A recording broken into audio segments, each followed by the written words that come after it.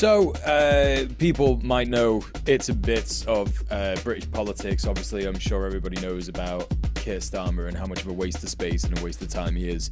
But interestingly, the by-election that will trigger a leadership race, which could unseat Keir Starmer as leader of the Labour Party and therefore Prime Minister of the country, is basically being held really close to where I live. And the mayor of the city that I live in, Andy Burnham, is wanting to stand. And he's been blocked from doing that by the top Labour apparatchik, I think is the word. I actually don't even know what that word means, but yeah, bureaucrats, like the top Labour bureaucrats that are like behind the scenes trying to, control everything, essentially have blocked him from running, and so now it's just between the Greens and Reform. But this cold open isn't actually about that. Tim, you told us probably roughly a year ago about a fella called Ivor Kaplan, which I think was also on a cold open. And you were telling us that he's like a freak and like Yeah. He got busted. I think he got busted for being a pedo. Like he got, like he was messaging fucking children sexual shit. yeah. And then when they found that out, there was like a journalist who had been trying to expose him for like a year, had been going through his Twitter profile, and this dude was like on his public work, like office account, was like constantly like engaging with porn accounts and saying like pretty gnarly stuff, including like like pretty inappropriate stuff and stuff with accounts that were people, I guess, like role playing as being young and all that kind of shit like that. And the police came for the so nobody paid attention to what the guy was actually doing. But as soon as this guy, Greg Hadfield, the journalist, screenshotted it and posted it, they hit him with an obscenity charge, which eventually got dropped. But it was like, so there's no problem with this guy being a fucking public creep on his work account. But if you screenshot that and be like, hey, look, this is what this guy is doing, that's the crime. Which yeah, it was like there was a case they said, like after the verdict, Mr. Hadfield wrote he was accused under a deeply flawed piece of legislation that is being used and abused by Sussex police. Yeah. But yeah, so Fucking hell. anyway, he's Yeah. he's he's back. Yeah, so he's back because for some reason, for some reason, LBC thought it would be a really good idea to get him on as a guest to talk about Andy Burnham and why he would be inappropriate for leader of prime minister or standing in the Gorton by-election. Mm, Just absolutely insane stuff. Also, this guy has connections to the Israel lobby. He was yep. like the chair of, I think, Jewish labor movement or Jewish Mm-hmm. labor. I can't remember which one. And yeah, that's just got deep ties to the Israeli lobby. So yeah, the not just the Labour Party, but also bizarre media pundit sycophants of Keir Starmer also shooting themselves in the foot, as well as the party Yeah. shooting itself in the foot. So yeah, just like amazing, fun, normal times on Normal Island. It's Red Planet. Welcome in, everyone. It's me and Tim this week. It's a Tim and Mule show. Mm. And we are going to be doing all kinds of news, and we have an amazing guest in a bit for you all to enjoy with us. It's going to be a really fun show. But before we start, why don't we start in the way that we normally do, which is Tim, what's the most base thing that you've done this week? I was trying to think about it and I like legitimately do not know. I mean, I was like quite busy with work this week. So yeah, I didn't really get a chance to do much at all. Yeah, the last 2 weeks. Yeah, the last thing I did was probably yeah, I mean the last episode we had, and I talked about going down to another Palestine rally. I think that was the last actual kind of like thing that I did outside my own house that was politically motivated. I don't know. Yeah, I mean there was like personal stuff that was pretty base that I've done that I can't really go into, or like, would like to respect people's privacy and not talk about. But yeah, uh, nothing really, nothing too wild. What about you? Have you got up to anything lately? Well, yeah, it's a pretty dead segment this week, unfortunately, Mm. because I also have not done anything that based Mm. this week. I think the most based thing that I've done is eat healthily, and that's not. I mean, it's good to look after yourself, but Yeah, we're yeah, not doing anything revolutionary, I guess, by making red lentil tofu or yeah. ginger bugs. Yeah, but Yeah, still, it's good to take care of yourself so you can yeah. take care of other people. Yeah, exactly. Exactly. But I guess that is a proper good way to segue into our call to action. Because if you want to see a less thin on the ground based segment in the show, we actually also want to know what based things you've been doing. You can message us on Twitter, Instagram, or TikTok, or send an email to based@redplanetshow.com. Include your name and your pronouns if you're cool with that. Tell us what base stuff you've been doing, and we may shout it out in a later episode. We'll crack on with the news, and I will tell you all about the latest what is coming out of Minneapolis. So, this is the horrific news that ICE has executed yet another protester in Minneapolis. This person, Alex Peretti. Alex Pretty, I think is how you pronounce it. So, during an abduction taking place in the Whittier neighborhood of Minneapolis, activist and observer Alex Pretty was shot by ICE agents who were harassing a woman in the street. Filming the encounter from multiple angles, multiple witnesses recorded Pretty confronting the ICE agents after they pushed the woman to the ground. The agents responding by spraying him with pepper spray, wrestling him to the ground, hitting him 3 times with a weapon. A gunshot is then heard, and other agents who had unholstered their weapons opened fire on him as well.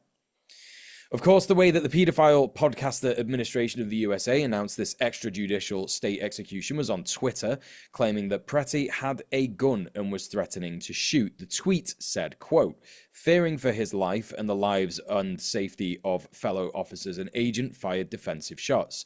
Medics on scene immediately delivered medical aid to the subject, but was pronounced dead at the scene, end quote.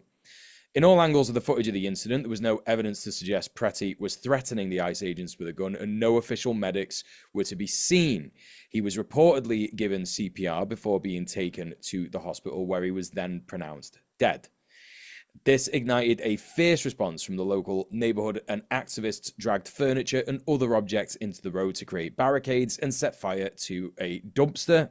ICE and other DHS agents responded with an overwhelming amount of tear gas. Pretty was 37, an ICU nurse with local connections, and had also lived in Minnesota for most of his life. He'll be remembered for being braver than any ICE coward fascist scum who relies on a gun and brute force to get what they want. To die for the people is weightier than Mount Tai, but to work for the fascists and die for the exploiters and oppressors is lighter than a feather. So yeah, this is obviously the subsequent the escalation that is happening in the USA with regards to ICE, and although we won't be able to do the subject that much justice during this news segment, we are hopefully going to be having someone on in the future who can talk to us about ICE rapid response and stuff like that. But of course, we will be getting into some other news regarding Minnesota at the end of this segment. So in the meantime, Tim, why don't you take us to far, far away and this 50,000 strong protest? Yeah, so I had to do a little bit of deep diving into various things to actually understand this a little bit better. And my pronunciation is probably going to be pretty terrible. But so the Communist Party of India, Marxist, which is what they, because there's a couple communist parties, but they always refer to themselves as the Communist Party of India Marxist, as opposed to like the Marxist Communist Party of India, whatever. So they did a massive 50,000 strong march from Chiroti to Palgar in Maharashtra, which I think is like the wider area. So thousands of farmers and Adivasis, which I've learned is actually the name for the indigenous tribal groups of India that comprise a lot of rural workers and everything. So led by the Communist Party of India, Marxist, and its mass organizations, completed a 55-kilometer march to the Palgar district headquarters. So they were demanding land rights, the implementation of protective laws like the Forest Rights Act, and the reversal of the BJP government's anti-worker labor codes and cuts to rural employment schemes. So the BJP government is like Modi's party. So after a 2-day sit-in and negotiations, the protesters won a significant victory. The district administration conceded in writing to key demands, including a time-bound process to grant land titles to tillers and address failures in implementing the Forest Rights Act. So, the Forest Rights Act is it's like an act that they've been incorporating. Same with some other stuff in this, and that they've been incorporating in different districts, and in some areas it's kind of getting more like, there's like some areas where they're like not fully implementing things and not following all the recommendations and all this kind of stuff. So they're basically saying this and the other act and another act, the PISA Act, they're trying to be like, no, we want this fully implemented like it was promised. There's a time agreement on it as well, so it's like they have to do it by a certain point, which is good. This shows the power of organized mass working class action against repressive corporate-backed government. The march was a direct challenge to the Modi government's agenda of handing resources to big corporations at the expense of the rural and tribal poor. The fight for land rights and full implementation of limited existing acts like the PESA, which is the Panchayats Extension to Scheduled Area Acts, which protects the rights of traditional tribal groups to self-govern, is a fight against the dispossession that fuels capitalist expansion and primitive accumulation. This local victory is now linking up to a broader class struggle. The organizers have pledged to join a nationwide general strike on February 12th, uniting workers and farmers against the BJP's anti-people, pro-corporate, and communally divisive policies. It's a crucial example of building a united front against fascism and neoliberalism. So this is awesome. A great example of a huge protest that they've got what they came for, and now they're linking up with broader struggles. So they're taking their existing mobilized base and they're kind of being like, okay, guys, and now this is the next battle, which I think is great. It is, like a lot of the time, it's fine to have a group organize around a single thing, and then when that's achieved, be like, okay, cool, that's this group, like we're gonna, if anyone else wants to organize around another thing, we're going to dissolve this and restart as something else or whatever. But it is always good to see people taking the momentum they've built up and like funneling it directly into the next cause. So so that looks pretty good. I guess we'll hear more about that in about 2 weeks, February 12th for the general strike. Cool. So what about why don't you tell us about what is going on over in Syria? Yep. So we had a guest on Red Planet a while ago, Alexis de Loomis, who was directly involved in the revolutionary fighting against ISIS in northeast Syria. And now we unfortunately bring you the bad news that Rojava is once again under attack. So this is the news that Turkish and US-backed HTS forces made up of ex-Al-Qaeda and ISIS members advanced upon and took control of the city of Raqqa in the autonomous region of northeast Syria from the SDF this past month. The SDF, the Syrian Democratic Forces, were previously funded and then dropped by the US during the sweeping Doge cuts in early 2025. What Red Planet are calling, and by Red Planet I mean Sophie, and I hope you're all right with this, Tim, what we're calling Turkish ISIS are now surrounding Kobane in the northwest as well. That's basically what HTS are. The anarchist, communist, feminist, revolutionary forces of the YPG and YPJ had all but beaten ISIS in the region back in 2019, with peace returning to the region after years of fighting and destabilization. People's assemblies took place, women and families were safer, and although things were difficult materially, a revolution had happened.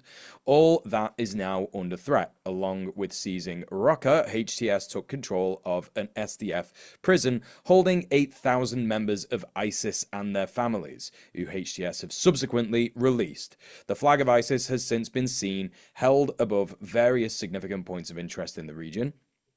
The members of the YPJ, Women's Protection Units, units of entirely women soldiers who risked their lives for their freedom in the war against ISIS, have asked for people to once again rise up for Rojava and heed the call of internationalist solidarity to fight against the fascist HTS and protect the revolution. These calls have been followed by numerous videos of Kurds all over the region protesting in solidarity and some crossing border fences to join the fight. It's also important to mention that they did indeed have a ceasefire agreed. The SDF have a ceasefire agreed with HTS. Just before they took over Raqqa. So again, pretty Israeli behavior, but you could also say it's pretty ISIS behavior, whatever, tomato, tomato. So yeah, we'll be keeping an eye on that. Obviously, absolutely horrific and bleak news. Also, you can catch Belkisibe on YouTube for free. Belkisibe, which is the documentary that Alexis spoke to us about when he came on the show last year or the year before, can't quite remember. And you can watch that for free on YouTube now as a result of this.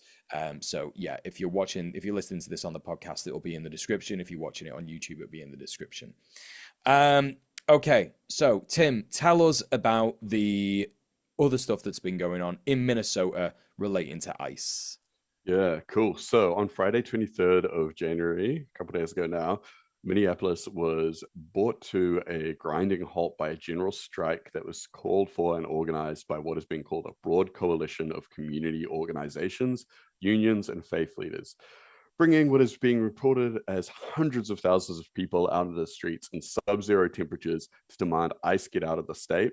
Corporations stop cooperating with ICE operations, and that ICE are prosecuted for constitutional violations.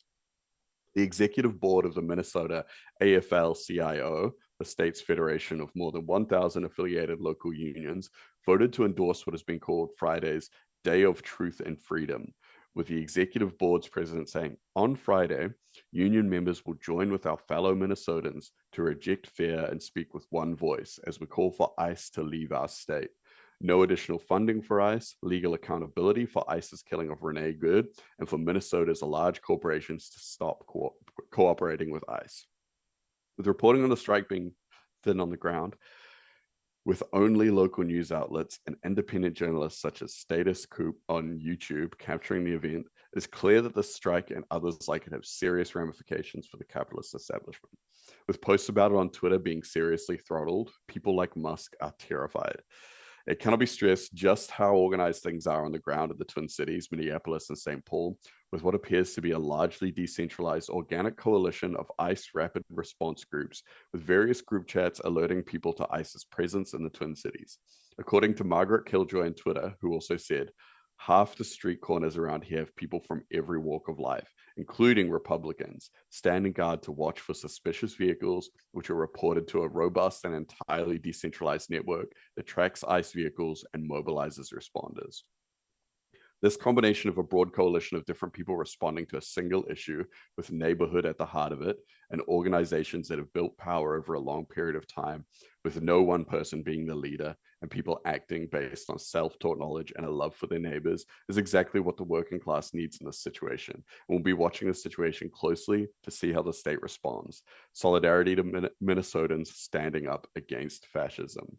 So yeah, this is like, it's pretty wild to see some of the footage coming out of here, right? Like I mean, yeah, like even just aside from the footage of like with Alex Pretty and, with Renee Good and stuff, like there's other footage of ICE just acting like, these unaccountable brown shirts, right? Like they're just doing anything. They're like laughing and dancing and clapping as they're like shooting people. They're, there was even they were doing an examination of Alex Pretty's body, and there was an ICE agent standing over, counting the bullet holes and calling out to the other ICE agents. And people also reported ICE agents celebrating the amounts of bullets that they had shot at people, like as because I think a week ago, when that ICE vehicle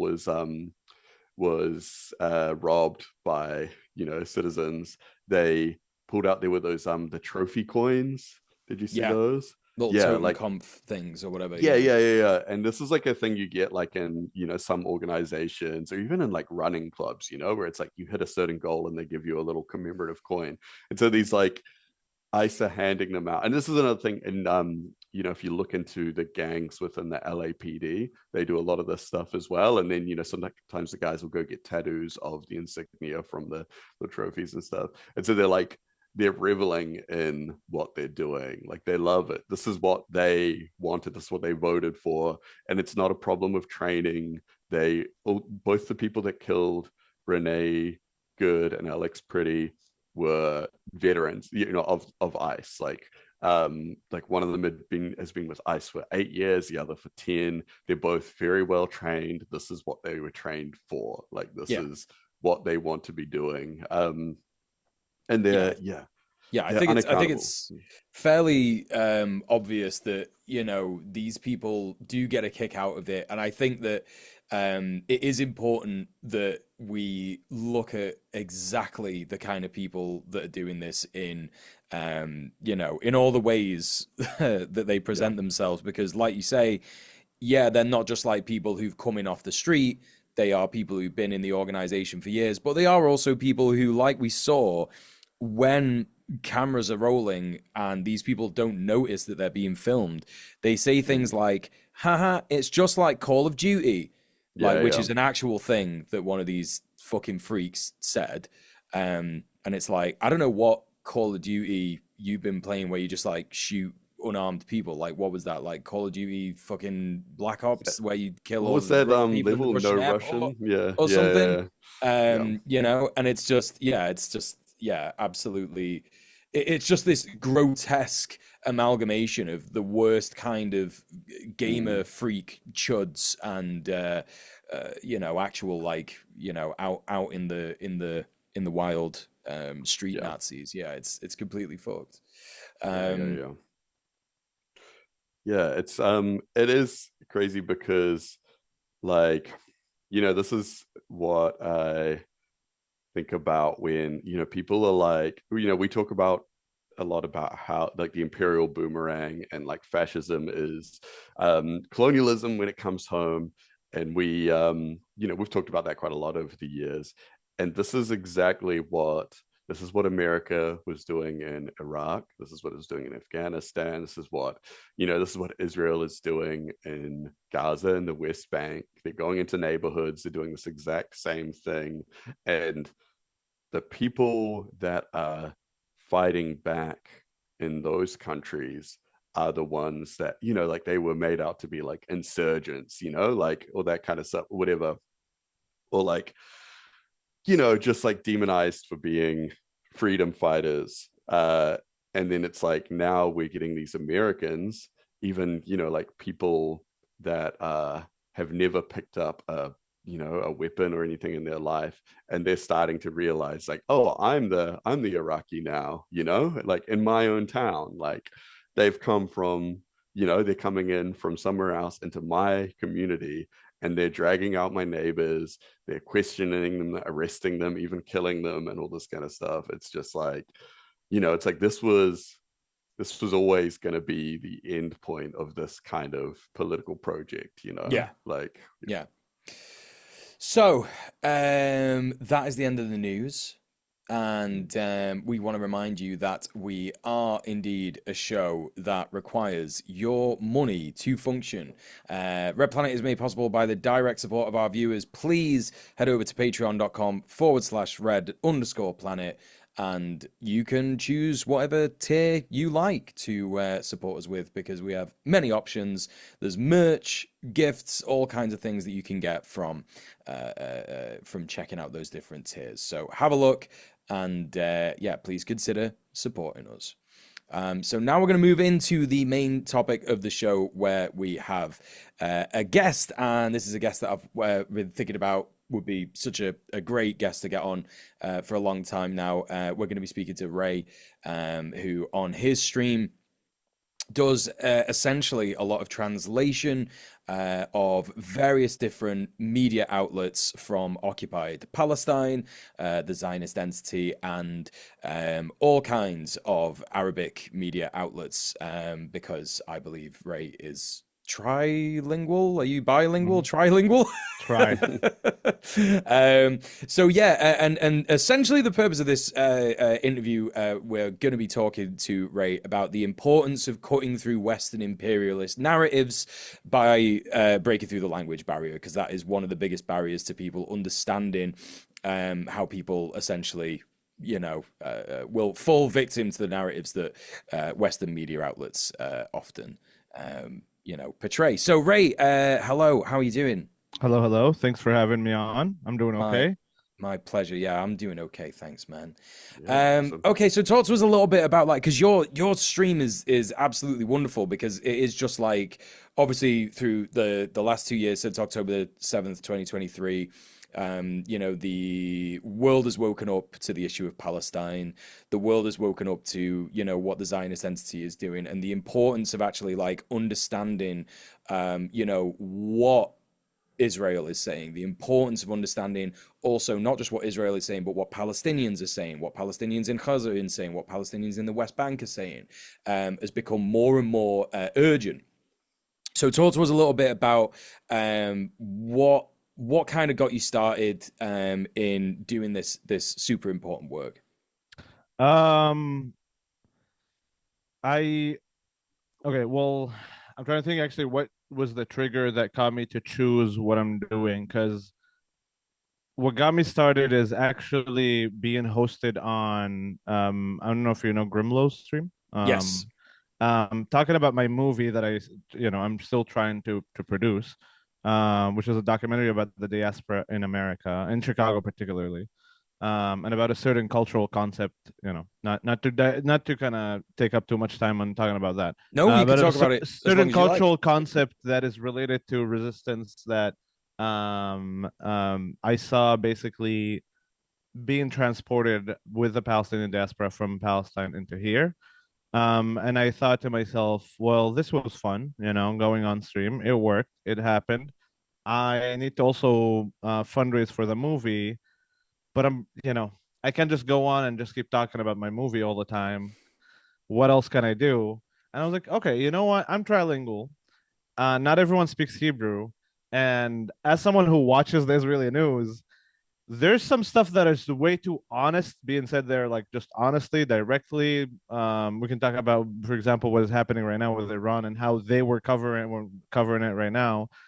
That is, for people who are aware of Palestine or aware of Palestinian history, would be incredibly more revealing, and it would give a lot more a more holistic image, I guess, of what is happening. What is an Israeli seeing at the same time of the same stuff that they're watching from, also even Al Jazeera English, right? Western media, but also Al Jazeera English, also hearing from Palestinian reporters.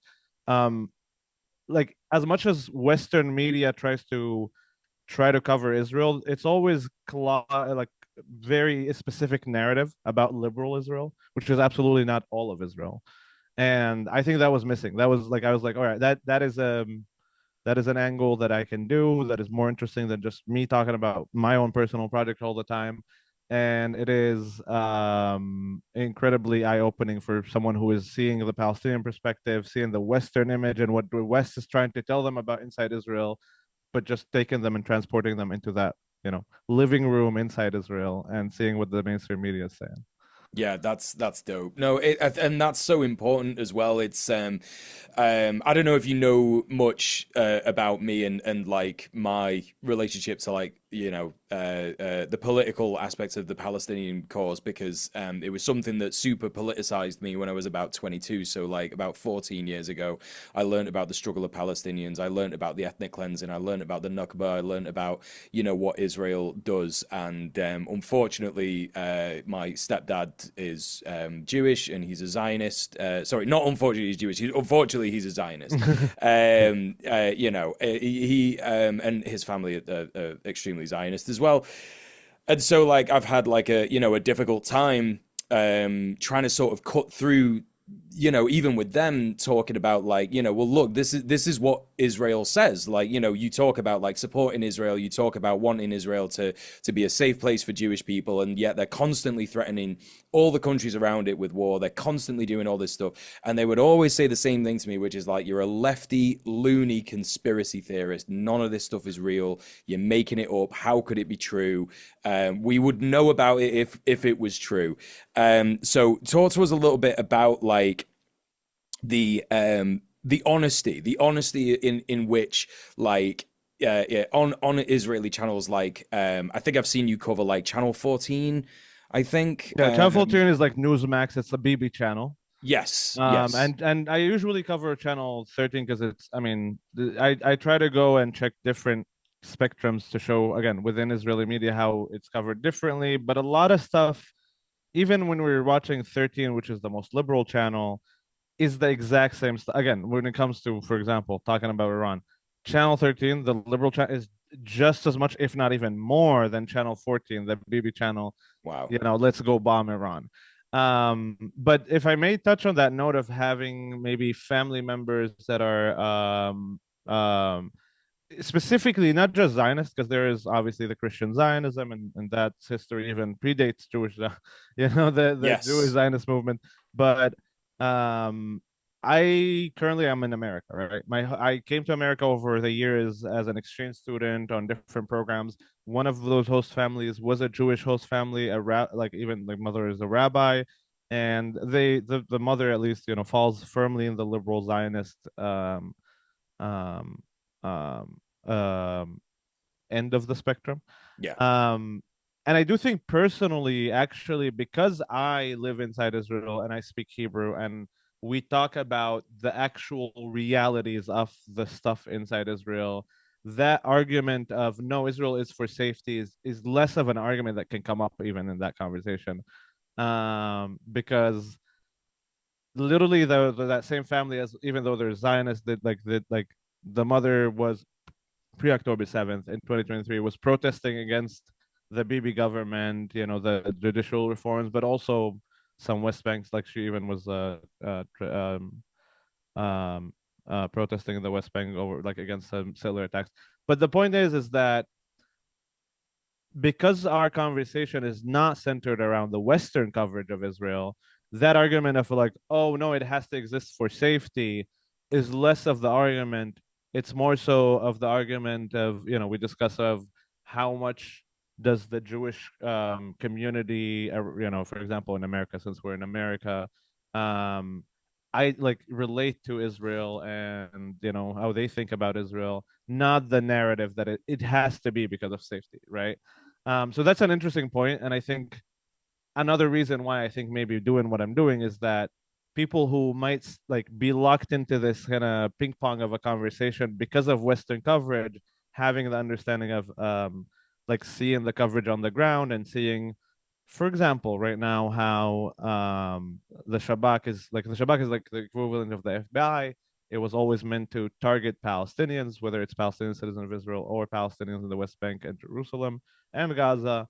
Um, but right now you see it um or like in the past, again, for complementary reasons in legal, international law, they would use it against certain settler groups just to kind of you know do their job. That no longer exists, and now actually the liberals are in fears because it's being taken over entirely by BB loyalists. That's another thing, also the structure of Israeli society and how that is shifting, because in the past, those intelligence agency, high command, they were all the liberal Zionist of the spectrum that held these positions.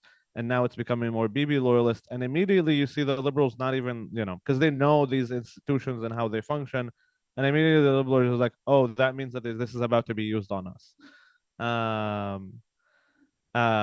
So excuse me if I blabber on a little bit, but I No, know that's I'm what you're not here for. Don't answering the worry. exact question. Can you remind me what was the question? Because I It was just more to do with tell us about the way in which the Israeli media is honest about what it oh, is doing. Yeah. right.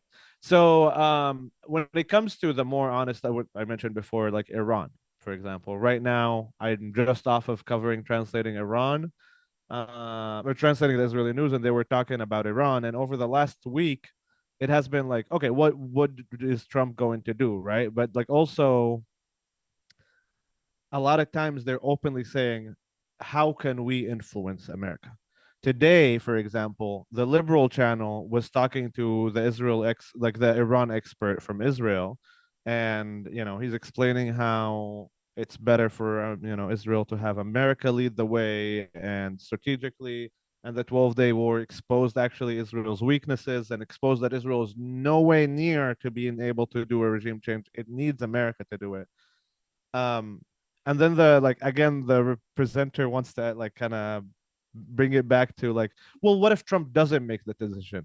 Would maybe possibly carrying a preemptive attack of our own as a way to opening the road for the Americans, just like they're not even like that would not be coming up on Western media, that like they're openly talking. Not that, again, I'm not saying that America is beholden to Israel. Obviously Israel has a lot of influence over American policy, but at the end of the day it is an agent for America, and the West as a whole.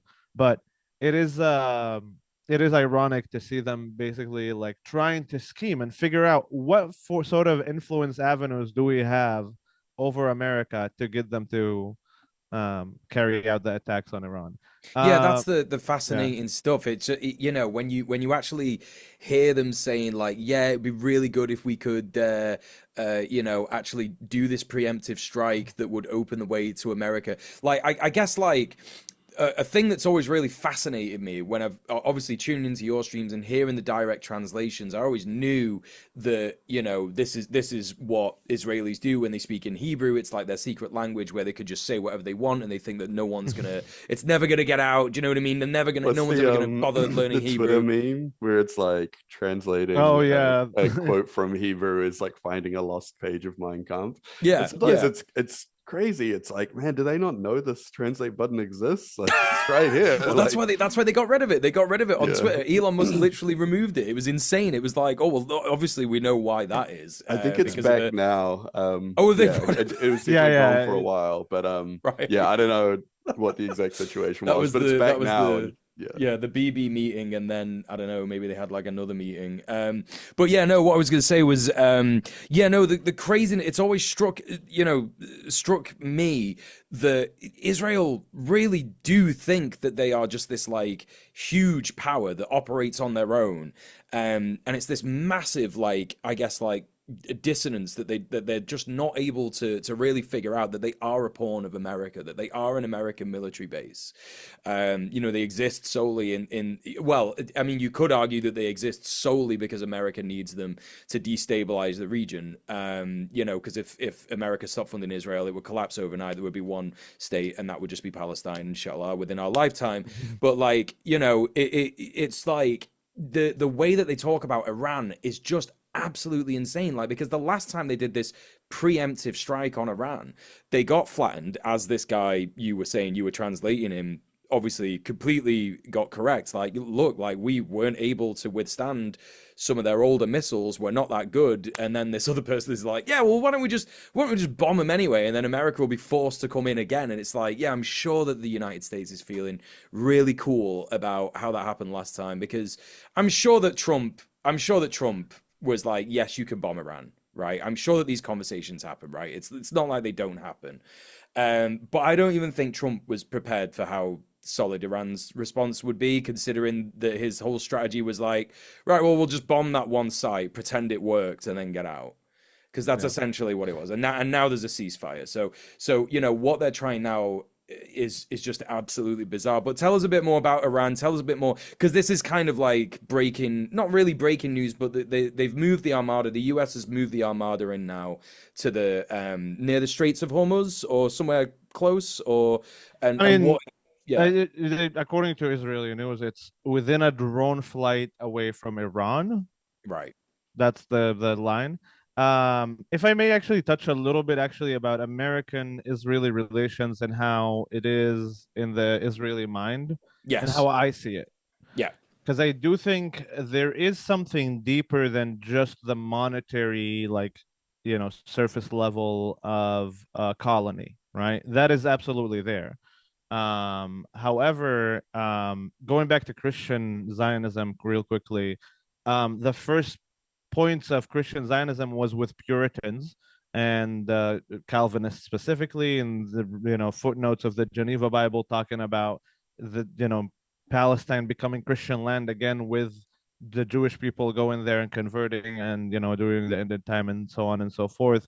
And in 1615 there was another I forgot who published it, but a book like "Shall They Be Returned to Jerusalem Again?" Like, should we actually return them to Jerusalem? These guys get pushed out of Europe a little bit. They're a little too religiously, too weirdly. I mean, obviously I'm not like, I focus on it from the angle of like the history of relating to Palestine and Israel. I'm sure someone who knows more about Christian history in Europe can talk more about that. But eventually, these guys come to America. These Puritans come to America on the Mayflower. Some of the writings, in order to justify to themselves, was like, okay, that idea of like taking the Jews back to Jerusalem as a way to, fulfill their biblical destiny. Um, we are just like the old Israelites. We are the new Israelites, and New England is our new Zion, and therefore we are emulating our own biblical faith, just like our ancestors, the Israel, and that's how they justified it to them. That's why, like, in 1700s they would put on the Yale College, and a lot of Ivy League colleges have Hebrew phrases on them, that are Right. taken from like the breastplate of the Jerusalem high priest, at the temple and so on. So first of all, I do want to point out that there is, beyond the monetary link, there is this historical ideological link that America and Israel see themselves as extension of it. Our, like, America sees Israel as an extension of itself, and then on top of that, the colonial, monetary, and military link. That's all kind of the cherry on top that makes it worthwhile, makes the ideological worthwhile. Um, um, and because that connection, Israelis, I think, they understand that they need America more than America needs them. But they do have, especially I wouldn't say Bibi's angle in internal politics, is the way he promoted himself has always been is in like, Bibi knows how to weaponize those narratives within America, those ideas within American society, to move America to do whatever like Israel actually leaning more towards, even if certain American foreign advisors are advising against it. There's that kind of Bibi narrative that at this point, him being in office for since 2009 in a row, with like a 1-2 year break, that isn't like much of a break, has he has been able to permeate that kind of mentality into a lot of his supporters and a lot of Israelis, where like, yes, we understand that we need America. We are like the smaller state that needs America, but we have like high levers of influence over American society and American policy making. Even more nowadays, it's becoming more of an understanding that the policy making, it's not like the society, it's not influence over American society, because people see what it is and hate it. But how can we maintain at least the policymakers? And when it comes to Iran, I think that's what I saw last time personally, is that on a policy level, the pressure was there. Trump was like, yeah, I would do it. But on the public level, it was, I would dare say, even like a bit of a bit of a shock, I want to say, for the Israelis, even though like it was obvious for all of us. But like, they've been living in that idea that they have so much influence over America for so long, even though it's just a fantasies that Bibi marketed to them. which is It's why, fascinating. yeah. It's completely fascinating. So tell us about what they're saying about this armada Right. in the region now. So I mean, right now Israeli media is constantly on this, like, every day is like, when will the power be in the region ready for Trump to be able to bomb Iran? Now they're like, they have the power. They just need to increase the power in defending us. Because we only have one THAAD battery and we only have one Aegis ship. I hope I'm pronouncing that correctly. Yeah. Yeah. Okay, just on this point, because this is really key, because I saw this, and you will have seen this last week, I think. Time is really fucking compressed right now, so I'm just like, no, it wasn't last week, it was the week before, when all the pressure was on Iran, and when the protests were being, like, people were saying, like, any day now, it's gonna be now, they're gonna topple the regime, yada yada, and then all of a sudden there was this mobilization of US pilots in the region that you probably will have seen Mhm. and around air bases around Iraq and from Qatar. And I think that there was an idea that there was going to be a strike at that point, but that just didn't happen. And now there's this big kind of armada that's been moved here. I've seen some people say that the reason for that is they were gonna strike Iran, because you probably will have seen in the papers, because I often look at the Israeli papers just to see what they're saying, and obviously these are in English anyway, so they're the English facing papers anyway. But they were saying, first of all, that a bunch of different Gulf leaders were saying to Trump, please don't do this, please don't do this. And then when he'd pretty much decided he wasn't going to do it, Netanyahu apparently said, "Don't do it," and then he was like, "No, it was my decision. It was my decision to not strike Iran." I mean, of course, that's going to be true as well. But like, what people are saying happened here is that they realized that they wouldn't have the defense to protect Israel, because Right. Iran would just attack all of the, probably the oil fields, right? They would probably attack Mhm. the oil fields in the Gulf states, and then they would also attack military Bases. infrastructure in Israel. What's your And take on and that? American military in the region. So Yeah, actually, you know what? That's going back to 2025, October, November, December 2025. Israel has constantly been saying, "Oh, any minute now, any minute now, we're gonna attack on Iran. Any minute now, we're gonna have an attack on Iran. Any minute now." It's that 12-day war was just the beginning. Already since it's since they ended basically the 12. Now, because I monitor also, like, okay, so the way Israel works is that currently they need to pass the budget before they launch a big campaign, in order just to balance things out so that the economic problems are not too exposed. And they're already having struggles with passing that budget. It's already kind of like they have until March to pass it. So I was expecting that after, because they also were saying they're going to bomb Lebanon, that after December, after like New Year's in January, they would try to pass the budget, go to Lebanon, and so on. And they, I don't remember if it was like December 30th or January 1st, like the end of the year or the next day, they openly said, all right, so here's the plan. Here's our game plan for 2026. Starting off with Lebanon, we're gonna, make sure we take down everything we have from Hezbollah, so that in when we get to Iran, before the protest started, right? Um, so that when we get to Iran, that will be empty. Right after Hezbollah in Lebanon, the next target gotta be like the Turkish radars in Syria, yeah, to clear their way to Iran, and then hopefully they'll reach Iran by March or April. And my camera froze, so that's one of the issues that I told you about before. But all yeah, good, yeah. Don't worry, it's all good. all good. You got a photo of me. um. So yeah, he was saying like, all right, well, you know what?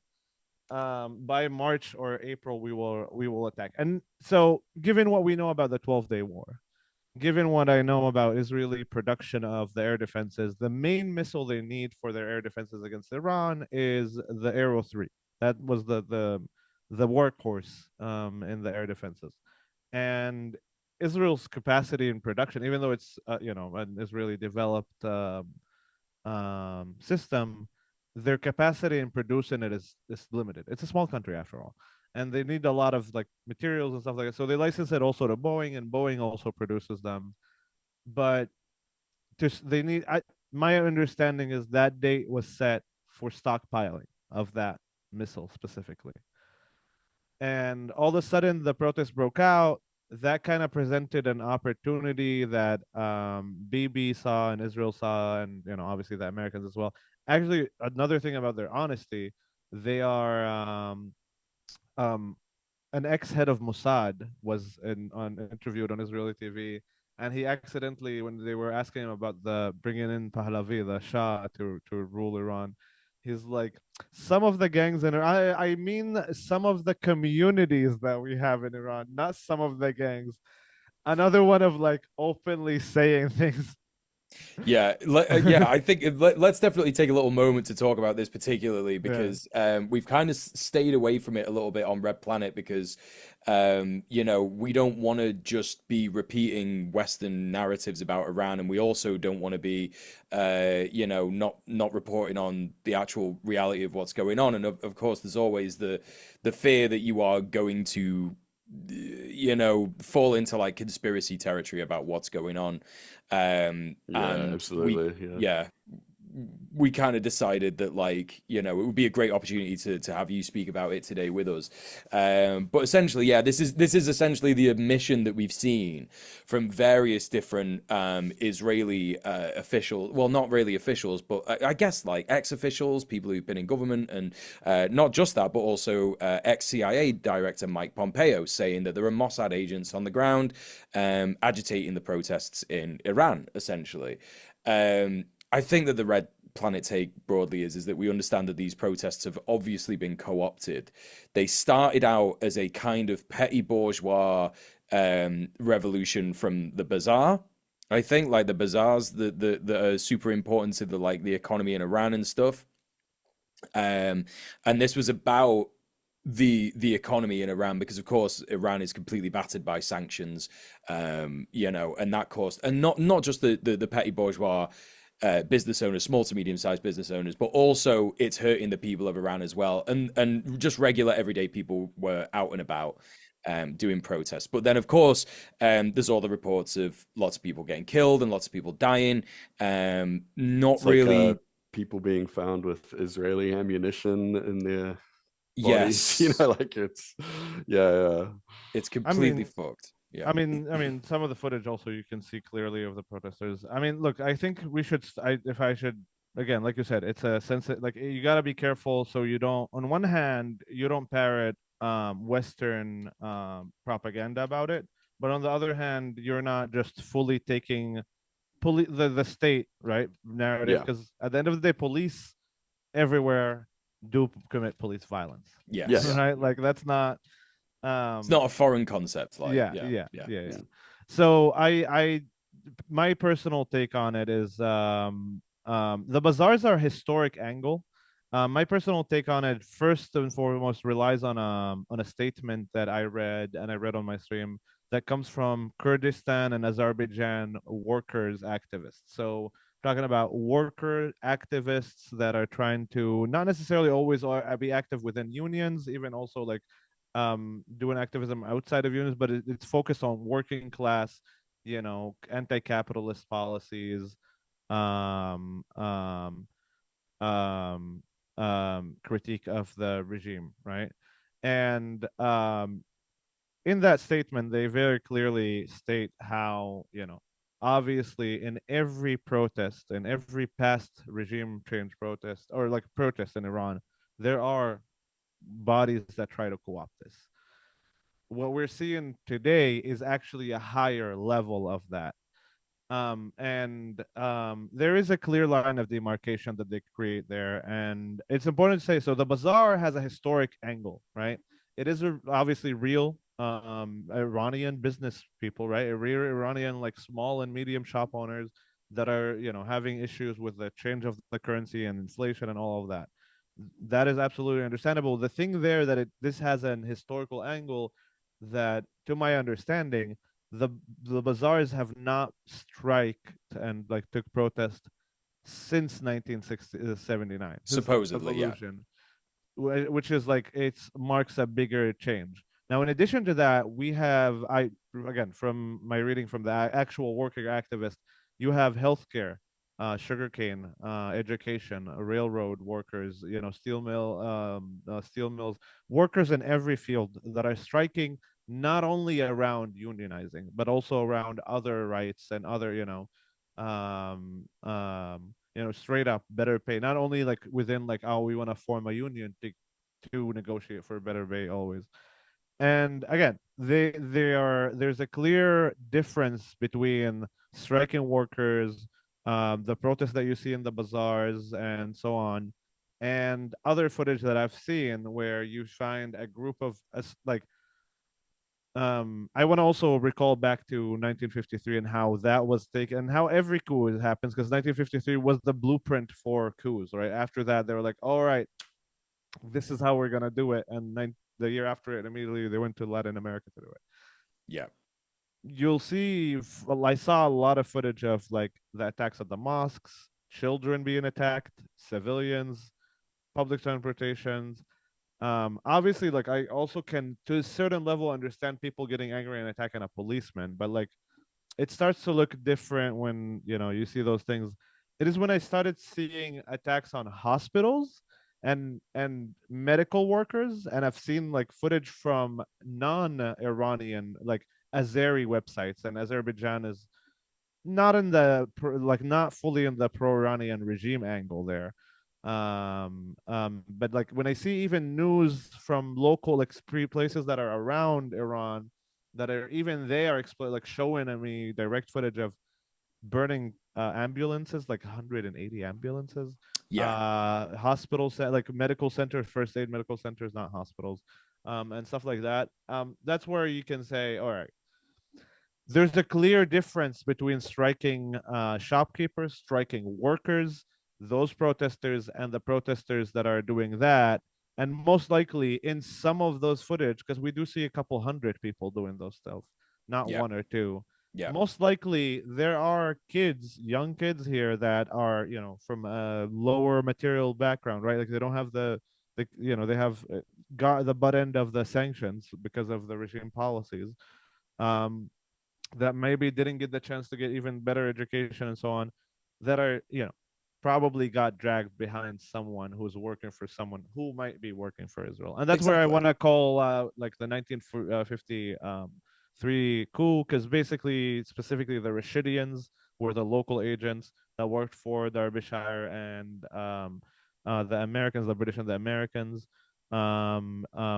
employing local groups to carry out and do those exact same things.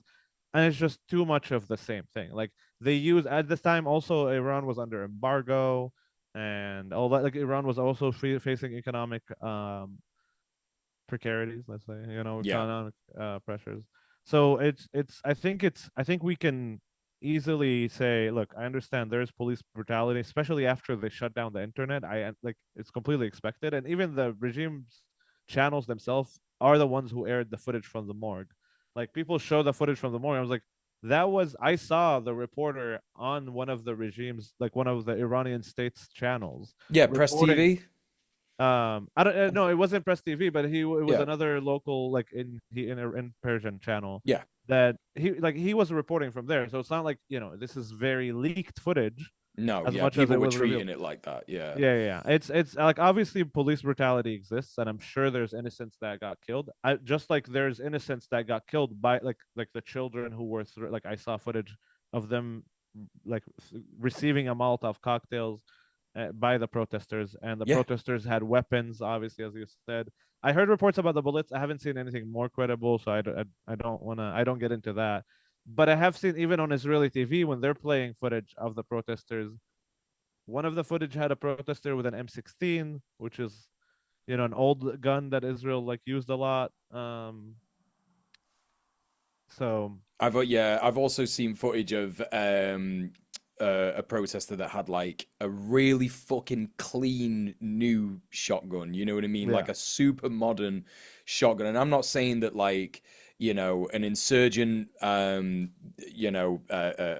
group within Iran couldn't get, those kinds of weapons. But it was just very, very obvious. This guy was away from the main protest crowd, was appeared to be randomly Yeah. shooting at people, I mean, I and just it feel was like just was completely it bit of bizarre footage. Yeah, that was it the tweet, the was it the Pompeo tweet or whatever, where he's yeah, like the Mossad agents beside you or whatever like that. It's just like they're just saying it. They're just saying it Yeah, yeah. out and loud. we've seen Israel have like agents in Iran recently, like over this like 12-day war, right? Like actually, like there was a story inside Israel about the boasting of that. You remember when Israel was putting footage of, look how we have our agents launching drones from inside Iran? That here's a funny part. So that was an operation apparently jointly ran between the Mossad and Unit 8200 and the military intelligence. Apparently, from my understanding from Israeli coverage, that the Mossad is not as successful with like recruiting apparently people in Iran, but Unit 8200 was more successful. But the Mossad has the routes to smuggle things in there. Right, So right. Unit 8200 actually recruited them. The Mossad got them the equipment, and the Mossad went out and boasted about, like, look at the Mossad agents and look at all our operation. That got the commanders in Unit 8200 mad because they were like, A, you burned our agents that we recruited. B, you didn't give us any credit. You took all the credit to yourself. Oh my God. It's like it's like two toddlers fighting about playing spy. It's absolutely crazy. Um, yeah, so I think that that's the important thing to say about Iran, and I think, and again, that is the benefit of like cutting through Western narratives and cutting through imperialist propaganda about this stuff. Because, all that you would see on Western news channels were random Iranians. Like, it is actually just crazy how many just simply random Iranians they were getting on TV shows. Like, they had this monarchist Iranian on Piers Morgan, who they also got Sayed Mohammed Marandi on Piers Morgan, and he was told that it was going to be like a show where it's just him talking with Piers. For those of you that don't know, Sayed Marandi, he's like people call him like a regime mouthpiece. He's biased towards the regime, I would say. He works at the University of Tehran, and so Piers Morgan like smuggled this one Iranian monarchist lady on while he was having this conversation with Marandi, and she starts speaking in Farsi immediately, saying like,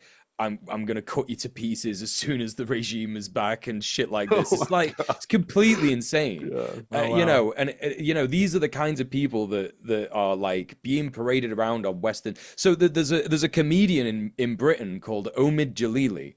He's been in various different like Hollywood films. He was in The Mummy with Brendan Fraser and Rachel what's her face, Rachel White. I can't remember her name. And Rachel Weisz. yeah, Yeah. Rachel Weisz. And he's just a comedian. Like, he was born in London. He's been to Iranian a couple of times. He's been to Iran a couple of times because I imagine he has family there. He's been to the USA more than he's been to Iran, probably overwhelmingly. And they just got him on Channel 4 to just be like the Iranian guy to talk about this stuff. And all he's doing is saying like, yeah, man, Reza Pahlavi, he's going to be the new leader. Everybody in Iran loves him. Yeah, and like that's what when it's funny to hear then like the ex head of Mossad or the ex guy in the National Security Council and whatever a position that is ex intelligence about Iran tell you like, look, it's more like diaspora that like talks about the Shah a lot. He doesn't Yeah, have power internally. Like that is no. not serious. And again, like I like there is criticism to have about the regime's like policies that did not deal with the sanctions the best. Also, climate change, right? The water crisis, class issues. Of basically the weight of a lot of the weight of the sanctions was put on the working class and so on and so forth. Um, In Yeah, addition to exactly. other suppressions that, like, of certain filmmakers and so on, that I think only hurt over time. Obviously, over the last couple of years and since the protest um, of Masa Amini, they might have changed certain policies, but I just wanted to point out that I'm not taking away responsibility from those failures, but we cannot deny that it is higher than ever. And like I said, I rely on that statement where they say there is higher than ever infiltration, and we need to clearly explain our critique of the policies and organize in a way that is not, literally they called it horizonless rioting, Yeah, but turn rage into organizing, organizing into party, like yeah, into a party, political party, to get political concessions from the regime, yeah. not to allow a foreign regime change project. Yeah, exactly. So that's a bit about the Iran protests, and we were sort of covering the sort of the pressure against Iran and like how Israel is, reporting on this and stuff like that. But also, I guess this would be a good point to talk about the way in which language influences certain media outlets to report on certain things. Because earlier you mentioned Al Jazeera, but with the specification Al Jazeera English, I think a lot of people forget that there are two language, I think even maybe 3 or 4 language channels for Al Jazeera. Talk to us. I think this is something I've wanted to just ask, like just in general, anyone who knows for a while, because obviously I can't speak Arabic, so I don't know. Um, Talk to us about the difference in reporting for Al Jazeera Arabic and Al Jazeera English with regards to Iran. Right. I mean, in general, there's a lot more coverage on Al Jazeera Arabic of the region, understandably, because the audience who watches it is local. But also, I think Al Jazeera is important to think of it as it is a diplomatic tool of the Islam, like the Qatari like regime, the Qatar state, more than just another media channel. And therefore you can, like, you see the use of they keep in mind the audience, and that's why they know, like, the Arabic audience is less of support for Western projects, even if they might be on the Gulf side and the GCC side. There's also something else to say here. You mentioned before how Saudi Arabia, Qatar, Turkey was telling America not to bomb Iran. UAE was not telling them not to bomb Iran, even though UAE has higher trade with Iran. And that where we get into the bigger Cold War game here, where Saudi Arabia, Qatar, and Turkey are being positioned on one end, and Israel, UAE are on another. Um, but yeah, when it comes to Iran, I mean, the thing is that both Al Jazeera English and Arabic obviously have reporters in Iran, but Al Jazeera English, just like I said, as a diplomatic tool, is not always trying to ruffle the feathers, and they pick and choose their fights. And Iran is not something that they want to fight on. While in Arabic, they have a lot more time that they give to their reporters inside Iran. They have more than one reporter from inside Iran. Um, um, and when it comes to analysis, they also have, just like me, a lot of Palestinian citizens of Israel who speak Arabic and Hebrew, who are monitoring and giving analysis from Israeli media, which is, again, not something that you see much of on Al Jazeera English in general, but Yeah, particularly when it comes to Iran, is not an issue that they like. Palestine is an issue that they understand, also, like, the strategic angle for them locally in the region to align with us, but also they want to lobby in the West for it, and part of that lobbying is working on the media. yeah, yeah. Iran, it's a whole different story. While right now they're not, rooting for a regime change. Also, if it happens, it happens. It's not the end of the world for them. So Yeah. they're not looking to ruffle too many feathers on in America about that. Well, I had an interesting question from someone, I can't remember who it was, who said to me, why is Al Jazeera so good on Palestine, but like calling Maduro a dictator?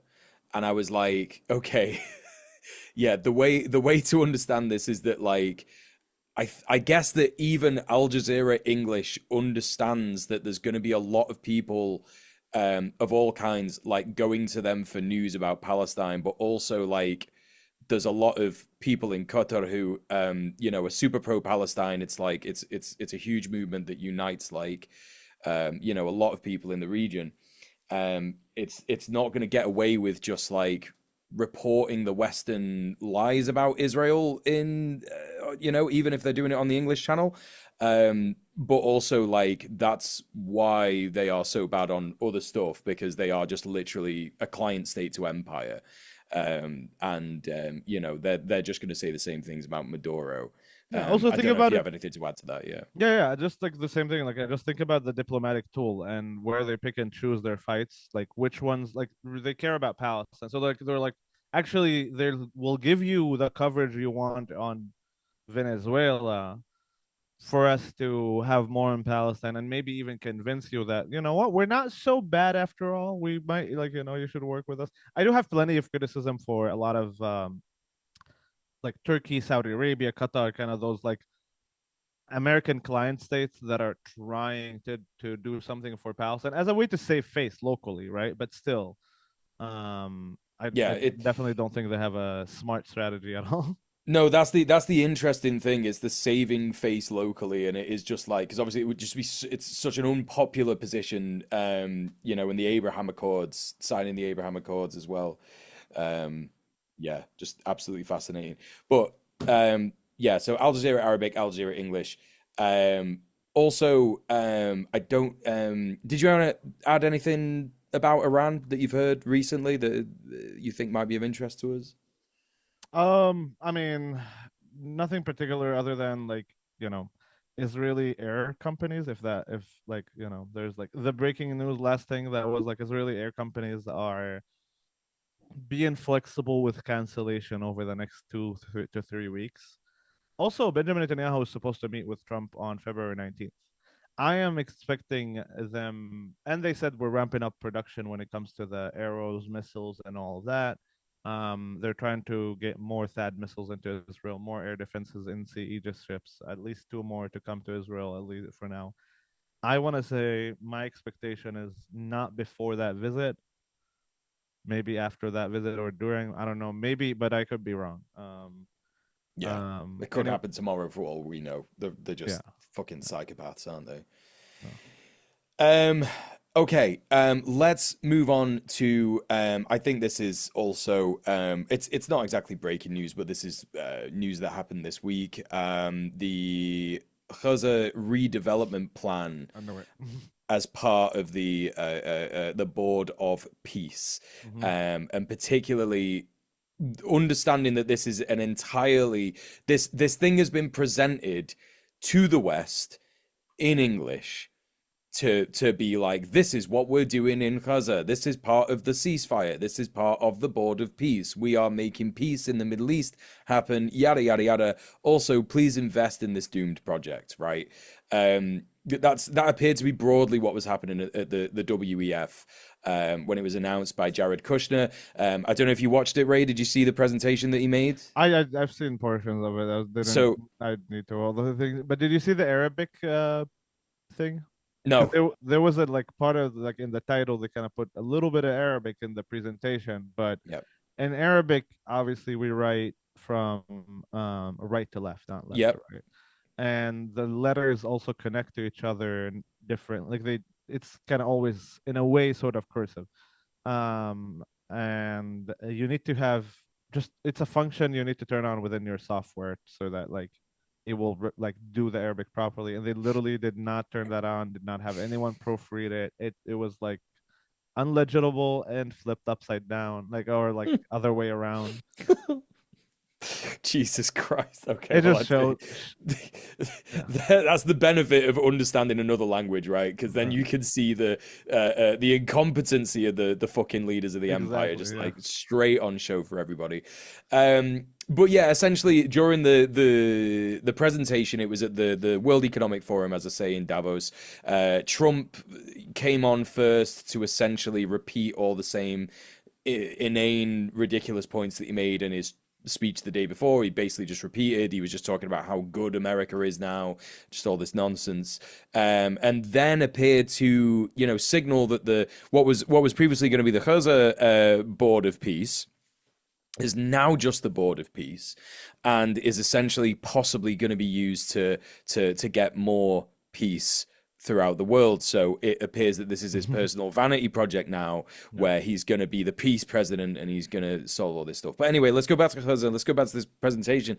Jared Kushner was presenting this slideshow. It looked like, obviously, as you've clearly pointed out, it was hastily prepared. I thought that just not even being able to read Arabic, I looked at the slideshow. I looked at every single one, and I was like, this hasn't been thought through for more than an hour, because they It are, did just look like AI slop, eh? Like Yeah, they're just like, that was like, yeah, it's an AI. yeah, without a shadow of a doubt. And also there was a lot there was a lot of stuff that was kind of just rushed through. There were lots of slides that only stayed up there for, like, I don't know, maybe a minute or 49 seconds or so that you couldn't, like, read what was going on properly. And Jared Kushner was literally there being like, to the guys who are saying that Turkey's not behaving, and to the guys that are saying that Israel isn't behaving, he's literally just talking about Turkey and Israel. Just calm down. It's actually mainly a complaint coming from Israel more than coming from Qatar Yes, and Turkey. correct. Yes. And it's like, it was like for Israel, but obviously you can't signal out Israel. No. That's the angle from Israel, so that's why he added Turkey. So actually, here's a funny thing. I'm gonna tell you the Israeli coverage of it throughout the Yes. week and how it ended up to being today.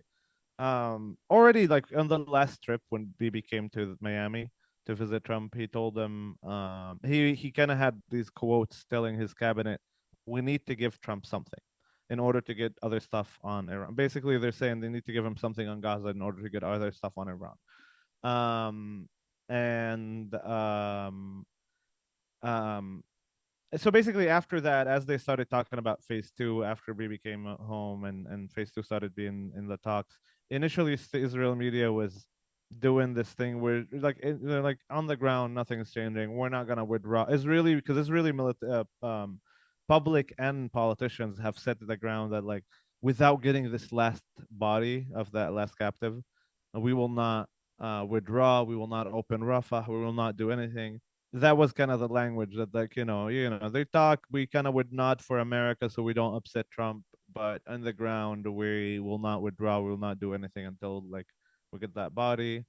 As time went by, there was more and more pressure on Israel to, like, give America something. They started saying that it's just because America's putting immense pressure on us, so we have to do something. And then today they kind of said they have it initially Hamas put out a message saying, look, we've done everything we can to locate this last body. We gave the information to Israel. Most of the territory where we expect them to be is anyway in, like, Israeli control. It was also someone who was killed on October 7th inside Israel and was taken back like a body. So obviously decomposing, took its, also makes it harder. Um, um, so now Israel is actually doing the search in some of the territory that Hamas is supposed to control, but also mostly in territory that Israel controls. And Israel's supposed to take, multiple bodies from there, to DNA test them. But eventually, basically, Israel was pressured to open the crossing. So now they're doing this. They're like, okay, on the Israel side, obviously they won't admit that that was given to them by Hamas, saying, "Look, we're doing everything. We did everything. This is the last known location that we think the body's in. Go ahead and get it yourself. Like, we are doing everything. You have to move on and do your part." And they were saying that we're only gonna open the Rafah crossing when we get back the body. Then today was like, all right, we're doing the search for the body based on intelligence that we have, and once we get it back, we'll open the Rafah crossing and we'll do a little bit of withdrawal slowly, over time, and we'll start rebuilding in the Israel side. Um, and but like, it's interesting because the reporter ended up with the sentence, like, after saying all of that, but at the end of the day, these are all talks on the international stages, and in Gaza, as we know, in Gaza, what's on the ground is what matters. Um, so it's obviously that they tried to drag their feet, not do any of those things. Also because Israeli politicians set that bar, and Ben Gavir and Smotrich are always like, no, go back to Gaza. You know what? Fuck the Americans. Go back into bombing Gaza. Yeah, like Uh, it's quite clearly that that's what they want is to just do their own thing regarding Gaza. It's quite interesting because this shows the difference in between where Israelis think that they are separate from the United States, and they seem to think that the way that they deal with Palestinians, that's up to them. Like whatever we do with Palestinians, that's us, that's our job. We do that. No one tells us what to do. Even though if there was a call, it would all stop immediately. Do you know what I mean? And of course, Trump's not that bothered. He actually doesn't fucking care, right? That there's not a real ceasefire or whatever. He'll get the reports. He'll just be like, oh, whatever. I'm sure it's fine. No one's kicking off about it. There's no mass protests anymore. We've done what we need to do. But I think like the key thing that I'd be interested in hearing if you've heard any of this in the Hebrew media is about the actual plan, because the plan is completely depraved and horrific and genocidal in nature. It looks like there are four main areas which I guess are supposed to, these four camps essentially, which I guess are supposed to replace Gaza City, Khan Yunis, Rafah, and maybe like Dar al Balah, but they're so far away from each other. It's like completely, it's not even representative of where these places are on the map. And in between each of these developments are these like vast places that they're saying is like that this is going to be a park area, and they're talking about distances of fucking, you know what I mean? Like it's this is where people would live and farm and have like cattle to graze and shit like that. And once you move past all of this, once you move past the bit, there's also big sections that are designated for data centers and chip manufacturing plants as well, which is obviously another depraved element of it. And what they're saying is like, oh, this will create jobs for Palestinians, and it's like, no, they have jobs. They had jobs. Like they don't need your help to have jobs. And obviously the entire thing is clearly only been agreed by Israel in principle, because it will help them cover up the genocide that they've done in Gaza, which now Francesca Albanese is saying, according to experts that she's been consulting, the death toll could probably reach around 680,000 as an estimate, based on how many people are missing among the rubble and stuff like that.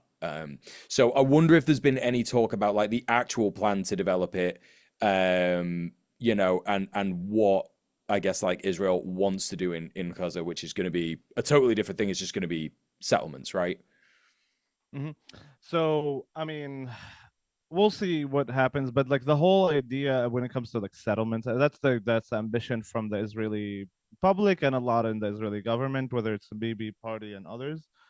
Um, um, the thing is that the whole idea of like this supposed new plan, these supposed new camps, cities, four cities, it's nothing new. I don't know if you're familiar with the humanitarian bubbles earlier in like Yeah, this is to 2024. do with the Gaza humanitarian aid Well, company so or whatever. yeah, like earlier, even like earlier, that was another so the idea started off within Israel of supposedly creating these so-called humanitarian bubbles, which are zones for safe Gazans that they got checked and they made sure that they use biometric identification to access in and out of those bubbles. Yes, I remember Um, now. Yeah.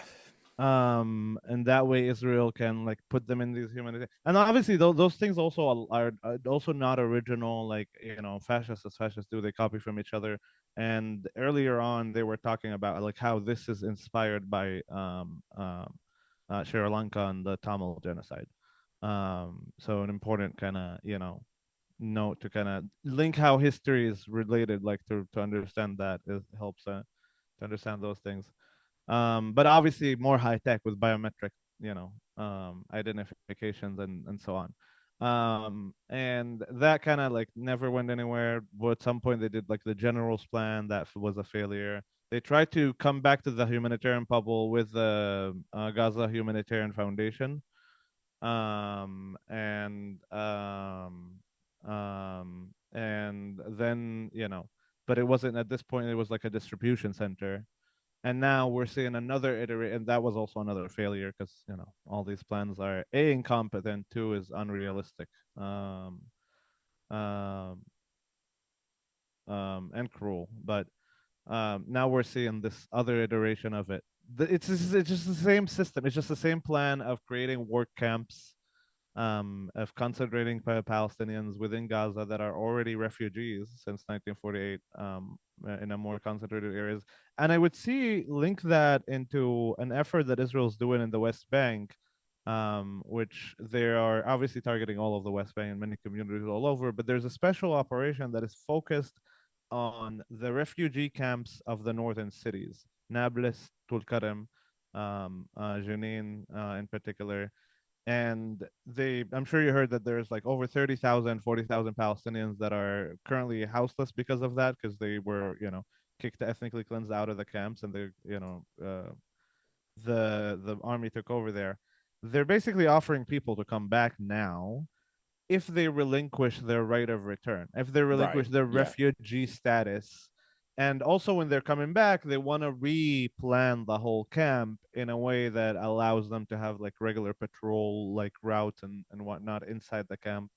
And that's why they're demolishing homes and rebuilding, like kind of make these kind of highly secure blocks that they can put. Like, again, it's like more so of it's the same idea of like concentrating people even more, but also relinquishing, like having them give up their refugee rights. And my guess is that if they would get anywhere near to implementing anything of those camps in Gaza, those so-called cities that are more so, highly dense camps, they would probably be doing also the same thing of like trying to also to get those people to be like, well, hey, come and get those jobs to work for us, the like foreign capital that is taking over your land and building data centers and ports and all that stuff, and most likely also to take over the resources because there's the Gaza gas fields, um, like off the shore of Gaza that Israel has been blocking for years. So like it's just you can see how those it's just like another mutation of an idea that they have had for years now, and B, it also links to a grander project where Israel tries to also kill certain things, and then like the border peace becoming an international thing and coming to replace the UN.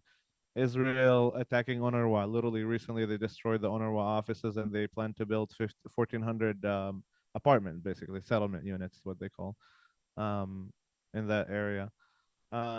It's all complementary and it's all the same, kind of like it works together. It's part of one big project that is Yeah. very obviously connected. Yeah. I guess to sort of wrap up the actual purpose of the interview talking to you about translating Palestine. I think that like it is super important for Westerners to probably like learn a language, like at least learn another language other than English. I would, say that I don't know something, a language from a country that you're told not to support, right? So that could be Arabic, with like the West Asian dialects. What's the West Asian dialects of Arabic called? I Does it have mean, a name? The Levant The is Levant Arabic, yeah. you got also Iraqi dialect technically would be also West Asian, I guess. Yes, exactly. Like one that you're not supposed to learn, maybe even Farsi. That would be an interesting one to learn. We do Arabic every Saturday on my on my stream. There you go. You could go to twitch.tv/raykhay. That's RaykHay for the listeners, and you could see Rawy do some Arabic learning. And yeah, it's not that like I think that people get really overwhelmed when they look at Arabic because it's kind of like learning Japanese or Mandarin because there's like a new alphabet to learn and shit like that. But when you look at, because I've been to some of your Arabic learning streams, and when you actually like look at it, it's a lot less overwhelming than you would think. You just have to like associate the sounds of the letters with the letters. I know that sounds Yeah. really stupid and basic, but There's yeah, some that's logic stuff that are a little bit different and like how like words are constructed and stuff like that. But yeah, it's not as intimidating as it seems. And you know what? Actually, if you know a little bit Spanish, guess what? Spanish and Arabic share a lot of vocabulary. yes, interesting. If you know already Urdu, like one of the people that like are studying like knows Urdu, there's stuff shared there. So like you actually can never know. Like actually, you might already have, and English have stuff in Arabic too, by the way. Like Dope. all the alcohol, al something, alchemy, Yeah, of course. algebra. Yeah, that's These are all true. Arabic words. That's true. That's very, very true. Stealing their words, their fucking maths, everything. It's what we do. Fucking yeah, yeah. It always cracks me up when you see people going like Western civilization is responsible for everything. And it's like, man, like you just have no idea. Like Yeah. the And people entire move like world.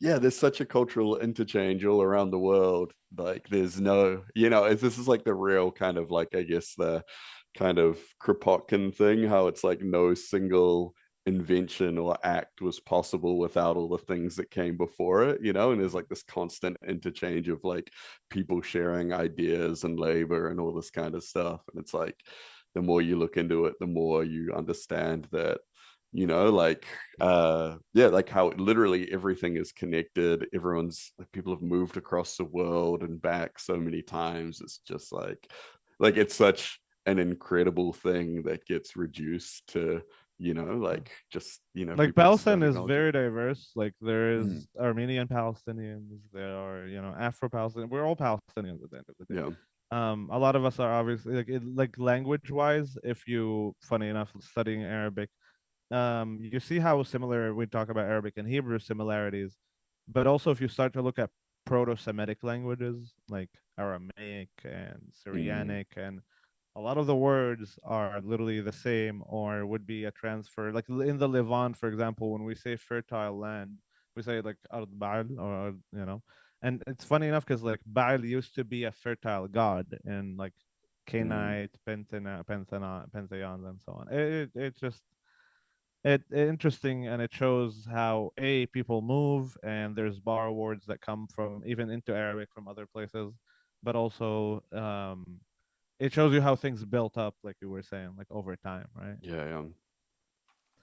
Yeah, Yeah, super absolutely. important. And yeah, that's obviously like the key. I think the key thing is that in the West, in the Imperial Core, we do just have um, the narrative given to us on this plate of like easy to digest, understandable English phrases and words. Like for example, as soon as you hear the word regime, you understand that we're talking about a scary brown nation or like a Yeah, scary yeah. South American, Latin American nation. As soon as you hear the word terrorist, you immediately think of a brown person. As soon as you hear the word, conflict, it's something Mm. that's too difficult to understand. Obviously, a lot of people have done a lot of work to unpick the Zionist narrative and the Zionist lies about Palestine and Palestinians. Over the last 2 years. But what would you say is like, I don't know, the most important thing to take away from the difference in language from, what people are talking about in Arabic, in Levantine Arabic or, Iraqi Arabic, and like what people are saying in English or Hebrew? Like we're talking about it from like the news coverage angle in Palestine. Yeah, yeah, or just like just knowledge in general, like. I want to say actually, like I've seen a lot of sharing over the last 2 years. There's a lot of people translating stuff, even from Hebrew, other than me, right? On social media. A lot of people also translating stuff from Arabic, and like I said, don't be afraid to like learn. You actually it unlocks a better, more holistic view of things, and understanding of how things affect different people also from different angles, and how they get to how they are how they consume things, or like I guess with a lot of like the media that we have today, whether it's social media or not, it's already kind of like you know how like like the chewed it chewed like a bird chews the food for the kids and then spits. It's already chewed for us and it's like spit in it. And you actually learning these different languages and trying to understand and see those different kind of content from coming from different places um is kind of like you doing a lot more of that chewing yourself and you know figuring out between the different stuff, not like just having it ready for you prepared, chewed and already did like halfway digested, just gonna slid it. Sorry for the horrible analogy, but like that's what I'm thinking. No, it's okay. We love a bit of body talk on Red Planet. Um, okay, so we do have a question from a chatter. This is from Litty Bruz, and I don't think that this is uh, particularly referring to resistance. Resistance, I think this is more broadly talking about sumud, the idea of various kinds of resistance. So not particularly armed struggle or anything like that. But I think it's a pretty interesting question that maybe you can give us an answer to, which is how do Palestinians, particularly in Gaza, debate resistance internally? um I don't know how much I can answer for people in Gaza. I'll do my best, but um I mean, I think the conversation and so I just want to say Samud is like steadfastness, right? And it is an incredibly hard thing, but it is something that, part of our Palestinian culture and like being it's part it kind of being stubborn a bit, right? That's like being steadfast on our, connection to the land, on our, cause, because no other alternative is realistic. And again, I don't know how the best I can answer about Gaza. I mean, the debate exists. I have some chatters that I have in like from my community that are from Gaza, inside Gaza, and that debate sometimes happens on stream when there is anger even against Hamas. Even after October 7th, fun enough, in November 2023, the Arab Barometer did a study asking Palestinians about like who would you like to see governance, and Hamas did not have a majority actually. Um, even though people can recognize acts of resistance by whether it's groups like Hamas or individuals like we see a lot of times in like happening, because of whatever conditions that they were put in. Um, or sometimes it's literally just you know staying home, like staying in your home when you're trying to be evicted, trying to rebuild your home after it got burnt down, and it's an ongoing conversation that goes back and forth. I mean, again, I don't know how much I can answer about like the internal debate in Gaza, but it is something that we constantly talk about. um um if it makes more sense, if I can link to my documentary that I was talking about earlier. Yeah, Um, absolutely. so in Palestine, we also, in addition to the steadfastness is practiced through different traditions, and one of those traditions is called faza or oni. Either way, it means aid or come in to help someone. And it's literally something that historically in Palestine, one community might be calling, like, for example, in context of settler attacks, a lot of times in the past, a lot of time, like one community might be calling on others or around to come into town to try and like fend off attacks, or coming out in other places. Or if you look at 2021 and the uprisings that happened, then it started off with Sheikh Jarrah in Jerusalem, the families being evicted. That got a lot of people to protest with them. It compounded on with Ramadan and the holidays and Al-Aqsa, and like Israel doing restrictions there. But that's when you saw Palestinians in 48 and PCF, Palestinian citizens of Israel, in Haifa, in Nazareth, all around, coming out in masses to protest, is a way to show that aid and that support to those communities. And that kind of what allows those communities in Sheikh Jarrah to have that steadfast. Now on top of that, in the West Bank, they like up like there was more protest and uprising, and then at the end of that, obviously that culminated with um basically there was a an exchange between, I mean, it began with basically literally Gaza coming out and saying, we are in support of our people in Sheikh Jarrah and in Jerusalem and in 48 and in Gaza. And we warn you, Israel, like, stop, what is happening, open up the Al-Aqsa for people on the holiday and stop the evictions, and, or else we will be involved.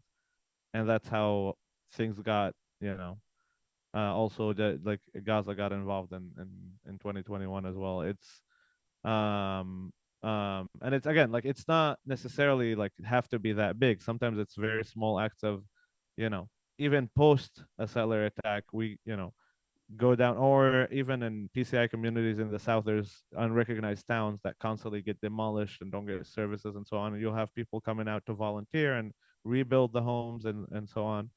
um um and yeah, I mean, like, it's, again, like, right now with Gaza, a lot of the people are being supported. I mean, some of the people that are in my community, like, not me personally, but my community and other peoples in the diaspora, try to help to support them.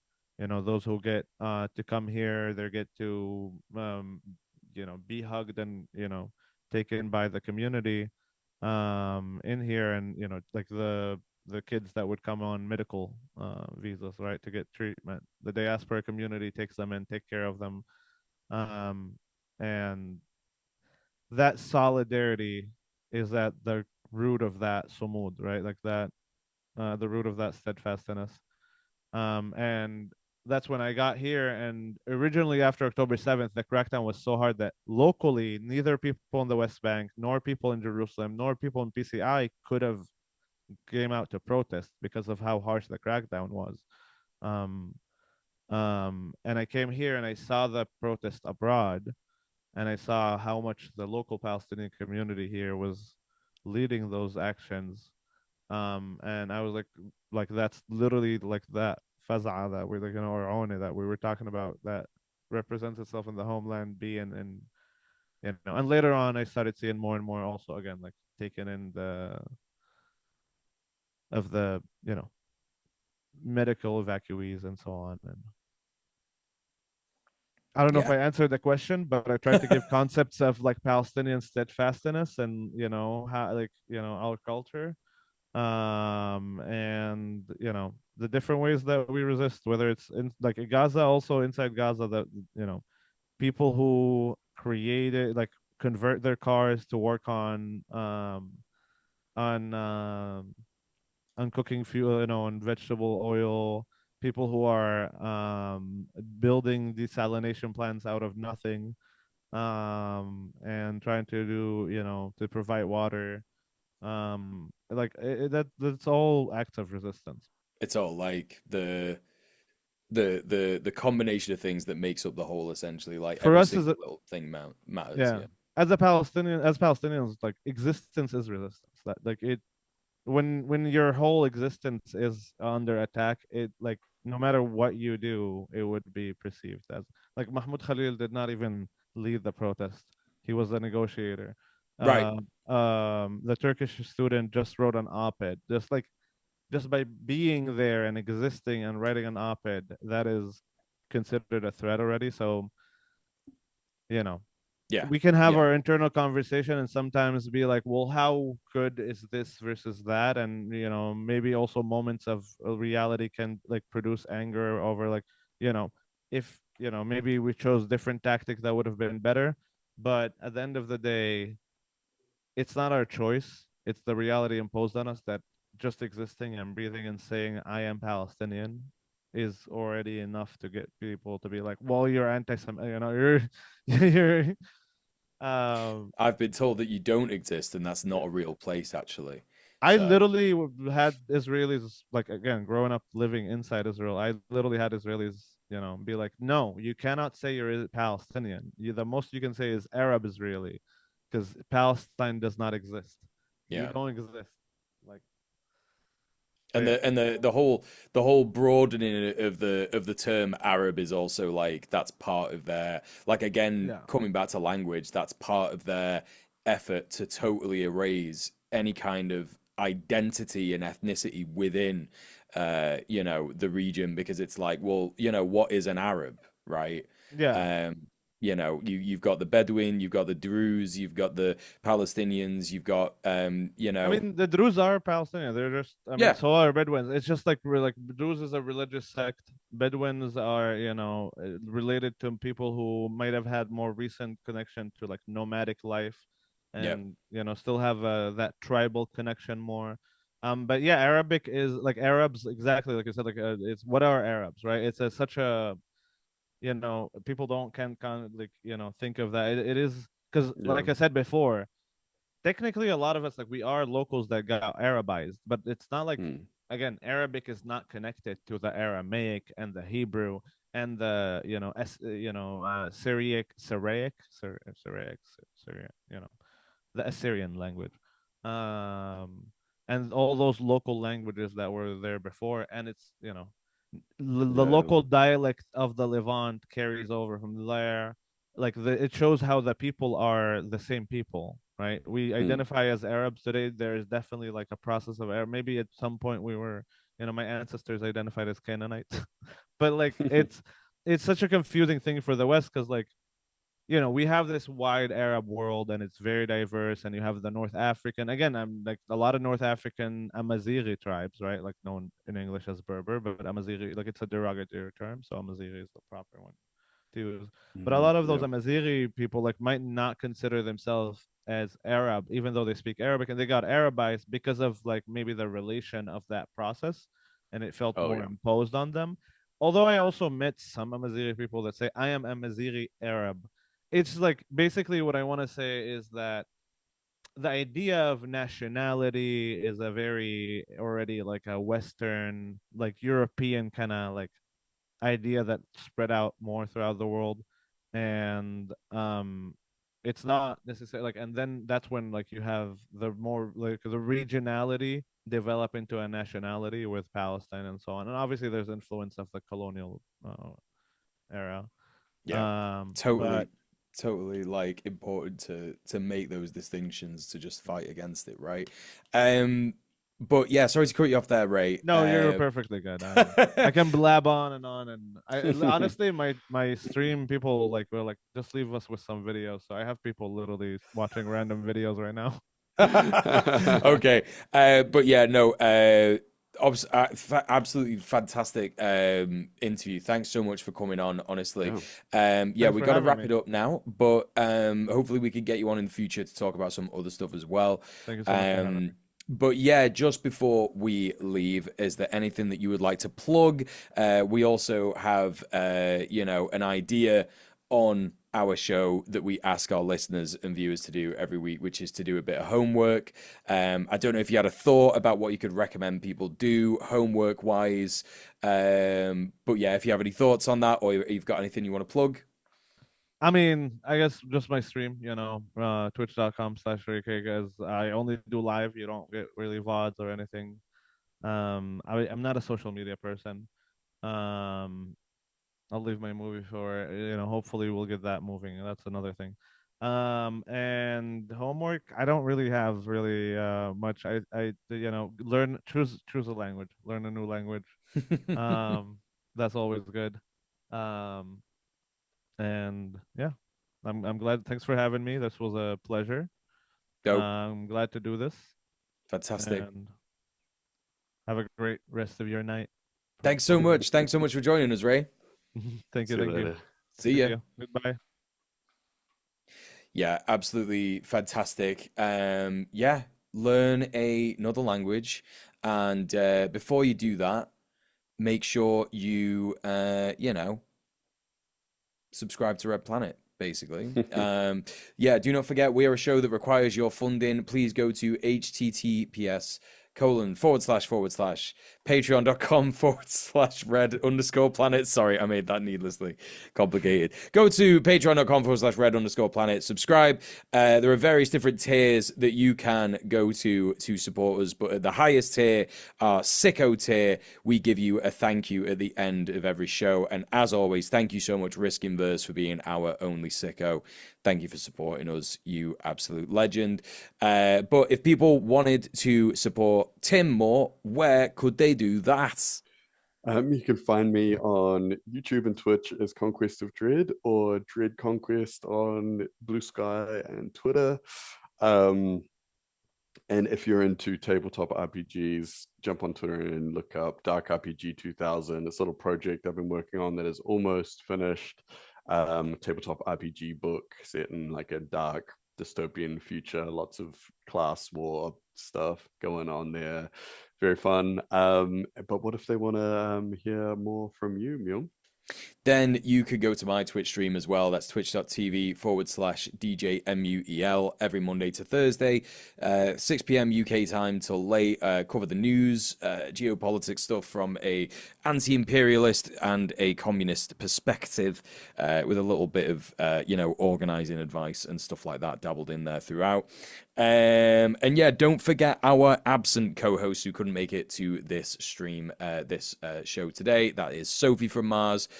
Make sure you go and follow her on YouTube and Patreon as well.